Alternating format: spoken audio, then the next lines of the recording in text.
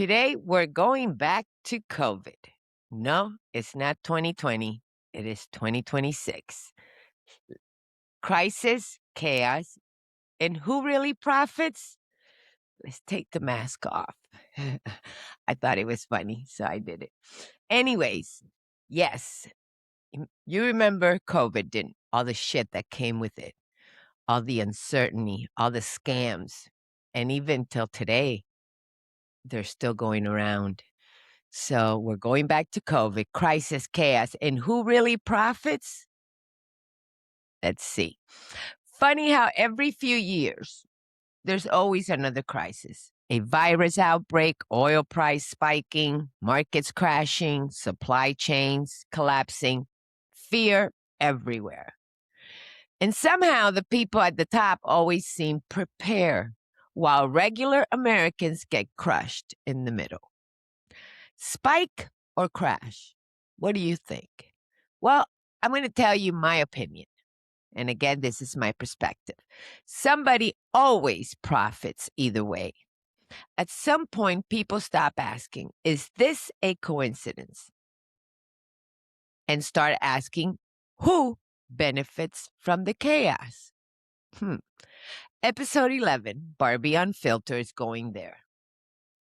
Not the version endlessly prepared by the mainstream media, but the unanswered questions and growing investigations and the accountability that American people still deserve. So much happened during those years that changed lives forever. Families lost loved ones. Remember the nursing homes. Businesses were destroyed. Jobs vanished. Children fell behind. Personal freedoms were challenged. Public trust was shattered for at least 80% of the people who voted. And now, with few federal charges, hidden communication, destroyed records, and mounting concerns over transparency, many Americans are asking, what really happened? Who made these decisions? Who benefit? And why has the true accountability remained so elusive? While not everyone responsible has faced legal consequences, one thing is clear. This was more than a public health crisis. For many, it became a definition moment of government overreach. Institution secrecy, and constitutional concerns. This episode drives into the Warren indictment. Remember Fauci, or whatever his name is, era leadership scrutiny, suppressed debates, vaccine controversies, record destruction allegations, and the long-term consequence for every American. This isn't about fear. This is about facts, freedom, and demanding answers, because we, the people, deserve transparency. So let me share with you what kind of got me to do this particular show. I want to share with you screens here. Let me see. This guy being indicted. So let's see. Dished out a shocking indictment accusing a former senior advisor to Dr. Anthony Fauci for allegedly concealing records amid probes into the origins of the COVID-19 pandemic. 78-year-old David Morans has been charged with conspiracy against the United States, destruction, alteration, or falsification of records in federal investigations, concealment, removal, or mutilation of records, and aiding and abetting. The indictment, which was unsealed on April 27th in Maryland federal court, also lists two unnamed co-conspirators who, quote, concealed, removed, destroyed, and caused the concealment and removal of federal records to evade the Freedom of Information Act and the Federal Records Act.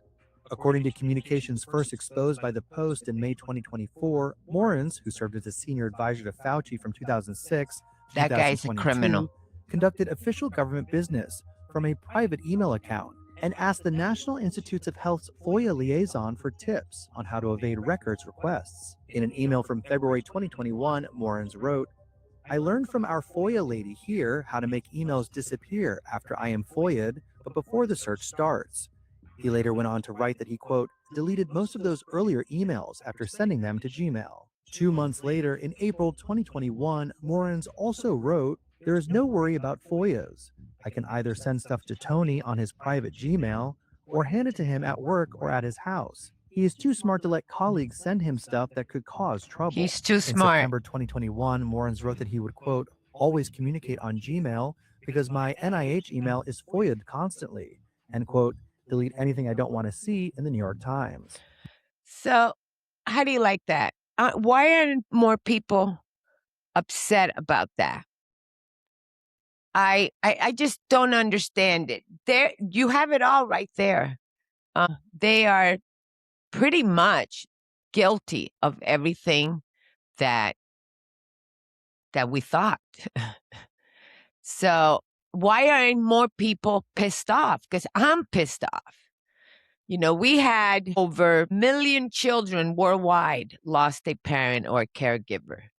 Millions more experience isolation, loss of income, separation from the loved ones, and deep political divisions that still exist today because this freaking thing, if you weren't wearing one, they called you every name in the book. And for the most part, I wore whenever I had to, but I did not. I hated them. And when you went somewhere and you didn't have one, they called you names. They told you were killing people. And we knew better. Some of us knew better. Anyways, I just feel like more people should be super pissed off with this.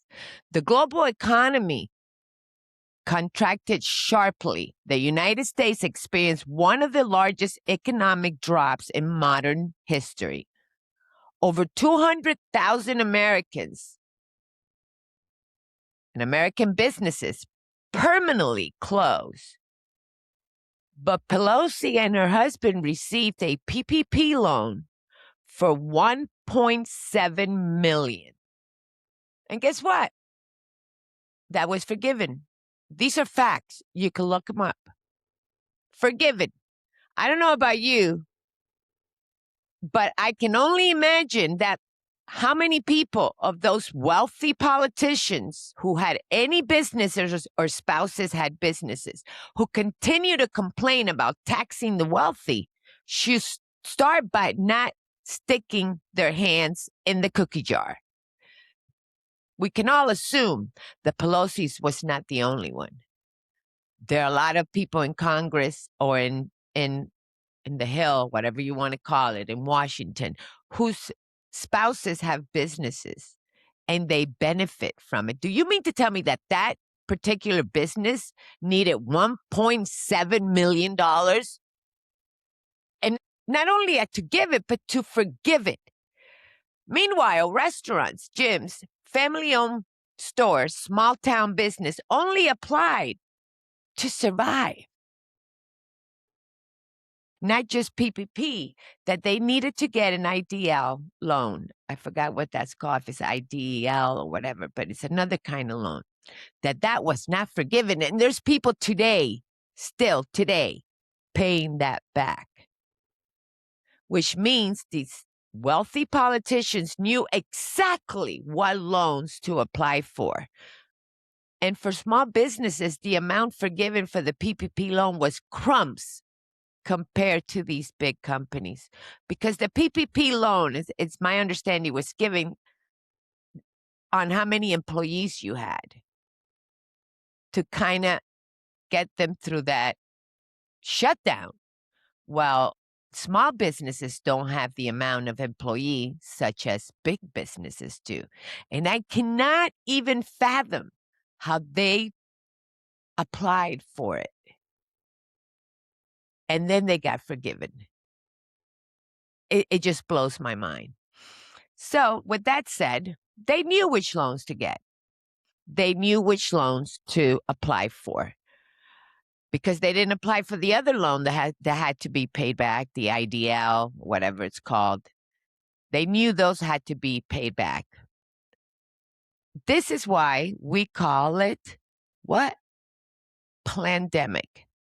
Plandemic. Not only did it mess up Trump's presidency, which I believe it was their number one reason why they went hard, I mean hard, on the pandemic, but it opened the door to all the fraud that we are seeing now years later. Because again, during the Biden administration, you were never going to see that. And even if it came out, they would have swept it under the rugs because media was in it. Everybody was in it. I should say every Democrat was in it. I'm assuming there might be a couple rhinos in there, but regardless, they would have swept it under the rug. The fraud. You know how much money they got from those COVID shots? All these medical insurance companies, big pharma. Well, the numbers are so high that nobody's talking about it. So I want you to think about this. So COVID shots, Medicare, public aid, hospice. The list goes on and on and on.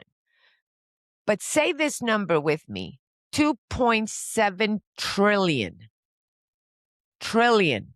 2.7 trillion. From fraud from Medicare alone. Say it out loud. 2.7 trillion. And guess what? They send that money, our money, overseas. It didn't even stay in our country. It was sent overseas. Just look at what's going with Minnesota. You have people of Congress that they laugh and they won't even show up for a congressional hearing or a subpoena. They wipe their asses with it. They don't follow. The laws are in the books, but they are a special kind. They don't follow it, but you and I have to follow the law. So anyways, say that number again, 2.7 trillion that they stole from the American taxpayer, because all these programs are federal programs. It is the biggest fraud as politicians put their hands and pick out from the cookie jar. This Pratt guy in LA, for starters, when the fires happened, just to give you an idea, the mayor and even pretty boy governor, when that happened, they didn't know how to get ahead of it. I mean, God forbid, tell the truth and say, we fucked up. Some of this stuff needed to be working and it didn't work. God forbid you tell the truth and own it. They went to a PR firm to clean things up. And guess how that PR firm got paid? From the same money that you donated it to the fires, or another slush fund that they had that was taxpayers' money. Think about that for a minute. They went to a PR firm to help them clean out, to, get in front of this fire in Los Angeles. What do you think? This guy is just fed up. He's not even Republican or Democrat, but he is letting it all out there. And I love it. I swear to God, I think I've seen more than 20 videos. If you don't get that is happening in every blue state, think again. Children lost critical years of education and social development. Even today, many schools and students still have not recovered, academically or emotionally. And here in Illinois, instead of educating, they lower scores so they can look good. Instead of educating, they lower the scores. They lower the bar. Guys, everything that's been happening in this socialist Democratic Party started in our schools and in our colleges. And we're seeing a result of that in every day with these liberals. you either have the ones that are fresh out of college, or you have the old ones that went to, Woodstock or whatever it was called when the hippies, now they're old and now they want socialist again. They just turned socialist. Many people believe vaccines helped and saved lives during the height of the pandemic, but there were also documented side effects, big time. A lot of young males died because of it, including myocarditis, pericarditis, and a rare clotting disorder that continue to be studied and debated today. I know firsthand of an older man who started getting blood clots in his legs. Poor guy. He's been through a bunch of stuff with his doctor about it, and they have him in a special meds. And they told him, oh, by the way, you cannot take any more booster shots.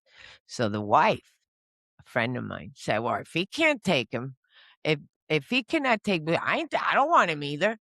Again, unless you're in it and you see it for yourself, you think, oh yeah, no, give me another shot. Yeah, give me as many as you want. I don't want to get this, and I want to protect everybody. You're only hurting yourself. Because let's face it, we live a long time now. I wouldn't put it past them if they want to kill us still. Just saying. So thousands of Americans still believe their concerns were ignored, including me, dismissed or silenced, instead of openly discussed. How many doctors were shut up? Hey, how many accounts were locked? How many people lost a bunch of followers because they started talking about the vaccine? And even Google, YouTube. I think one of the only ones that kind of stayed pretty decent was Rumble. So again, it was a pandemic. Now, years later, we're finding out about deleted emails, hidden communication, federal investigations, and officials accused of avoiding transparency laws during one of the most important moments in modern day history. And I think the deadline um, for anybody to be held accountable, it's somewhere in May, and I don't know the specific date. But that's why they couldn't get everybody that was involved, so they went after this guy because apparently the evidence was overwhelmingly. But some will tell you that no, this is Trump going after these people. That is not true. They could see the proof, but again, these are the people that you could show them the truth, and they will still deny it and say, no, that Trump is going after these doctors, especially Fauci. Fauci should be in jail. Or somebody should give him 100 COVID shots, just one after the other. Boom, boom, boom, boom, boom, boom, boom. Because he was a pathetic liar.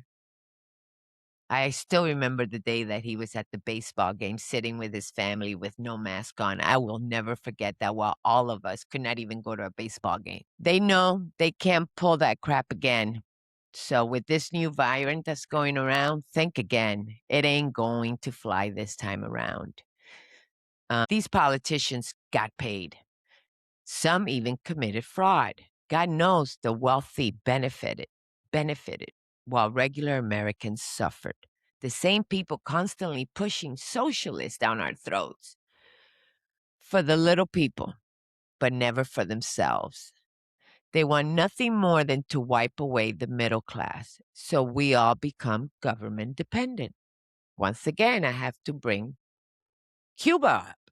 Nick Shirley. He just got back from there. And luckily, the people there were honest with him. I highly recommend that you find his video. And everybody go out and watch this video, because these socialist and communist ideologies are already here. If people are willing to open their eyes, maybe they can see it. This is a very important time in our lives. And I believe anyone who has experienced communism, such as myself, firsthand has the obligation to speak up. the Pratt guy in LA exposing hypocrisy with AI videos. He's neither Republican or Democrat, but he has common sense. That's all it is. Common sense. I'm not asking you to change party. I am asking you to use your common sense. He is just using his common sense. And he did. And he has found all the receipts. And he gave them all to AI. And he's been making videos after videos after videos. And I love them, especially this one. Let me share you this one, because this one is really, really cute. And I actually like it because it's in Spanish. And I guess he calls the mayor basura, meaning trash. So this is really, really cute. Let me show you this one. I absolutely love it. It's called Saca la basura, which means take out the trash. Check this out. It's so cute. Saca la basura.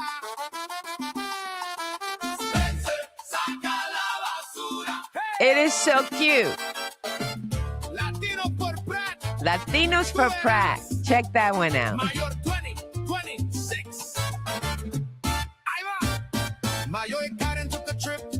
Guys, you need to watch this. It is hilarious. It is hilarious. So again, these are the things that we need to do.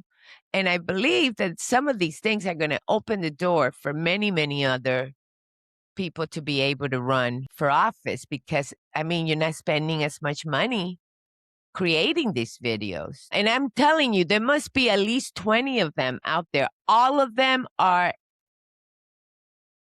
genius. Genius. He's just using common sense, but he also exposed the current LA mayor and her background, which was news to me. But now we know why she's so communist. Mayor Basura, you check the video out. She traveled to Cuba in her younger years and openly spoke positively about some of Fidel Castro's ideas, just like some of the people in Congress. I forgot her name. She's actually trying to get gas for Cuba. These people don't understand that any money, anything you do for Cuba, it's for the communist regime. To me, that proves many of the radical left are far too comfortable with communist ideologies, whether it's Cuba or China. And as much as they complain about Russia and China, sometimes it feels more like a political theater than genuine concerns. I haven't digged into this, but today or over the weekend, I saw a country that is making deals with China. It's something about some new cars that came out that China has just put out. They're pretty affordable, and they're going into other countries because they're buying it. And I'm telling you guys, those cars are Trojan. Imagine having that car in our country where every information that it gathers from the driver and from the cameras goes straight to China. And it's affordable. We have people in our country right now that would jump on that if that was ever allowed to come to our country. So as much as they complain about Russia and China, sometimes feels like political theater, because we know that they love it. They want to work with them. They just tell you, oh, no, no, no, no, no. And they pretend that they're scared or we shouldn't because they're communists. So are you. So is the Democratic Party. They don't believe in capitalism, yet they campaign against millionaires while being funded by millionaires. So all these riots or protests, all of them have been funded by a millionaire. And then they go on TV and tell you that they are fighting for us. Why not give all that money to the poor people? Why not clean your streets? Why are these wealthy communists so dead set in paying for these protests? I mean, come on, guys, use common sense. It's a weird cycle. None of them want to admit it. Some people need to look in the mirror, but honestly, I don't think many care anymore. All these blue states continue supporting policies that many Americans feel put everyone else first instead of American citizens.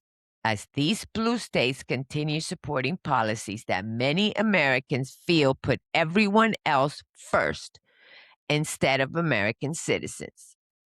Very few old school Democrats are willing to stand up to the far left. We only have one guy, and who would have thunk it? Because he turned out to be a guy with common sense. The one guy left willing to speak out is no other than John Fetterman. I would have never, ever. He surprises me every time I see him on TV. At the end of the day, this isn't about left versus right anymore. It's about protecting freedom, protecting the middle class, and making sure government never again gains that much unchecked power over the American people.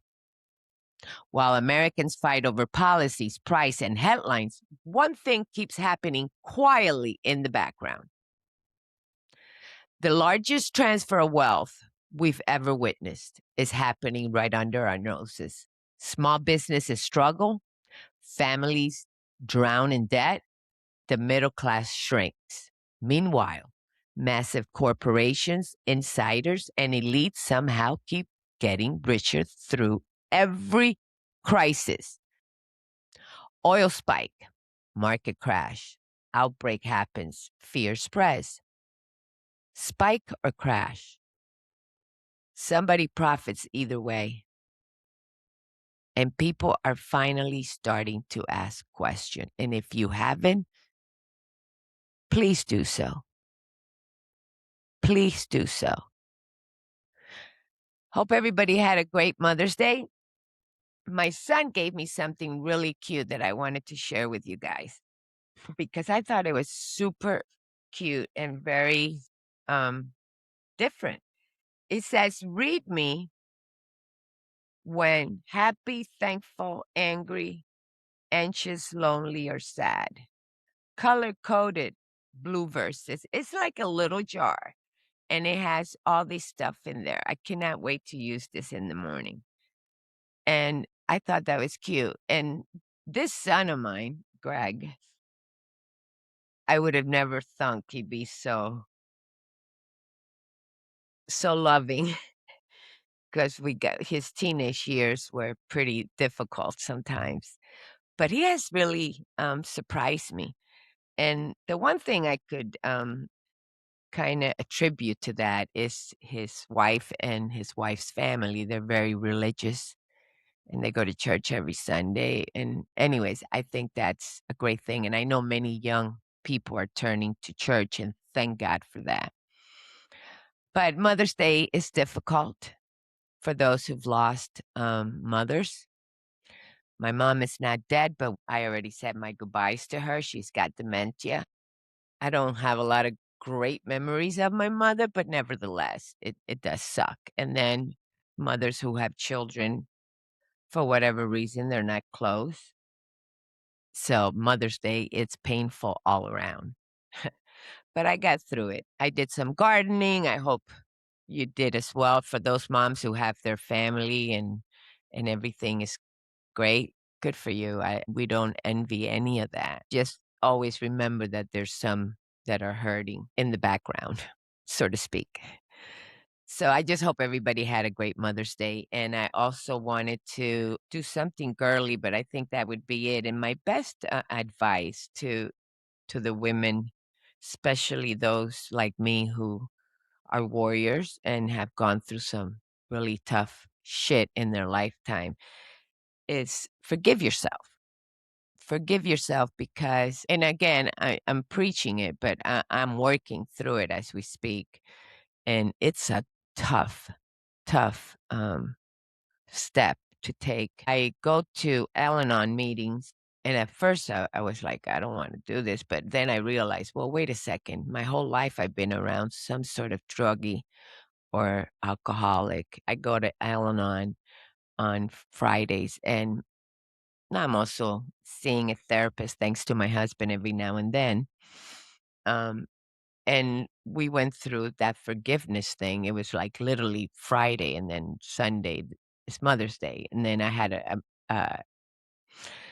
therapy on Saturday too. And yeah, it is tough to forgive. So all I could say is get your higher power and try. And I'm trying to. Some of these things are really hard, especially birthdays, Mother's Day, and stuff like that. Or even your loved ones. Sometimes we bring that shit into a relationship too, and you're worth it. You are worth the work. And I'm just sorry it took me 59 years. I almost want to cry. I'm just sorry that it took me 59 years to get some sort of help. So again, I hope you had a great Mother's Day. Love yourself. Treat yourself. Give yourself love and forgive yourself. Thank you and have a great day, guys. Love you.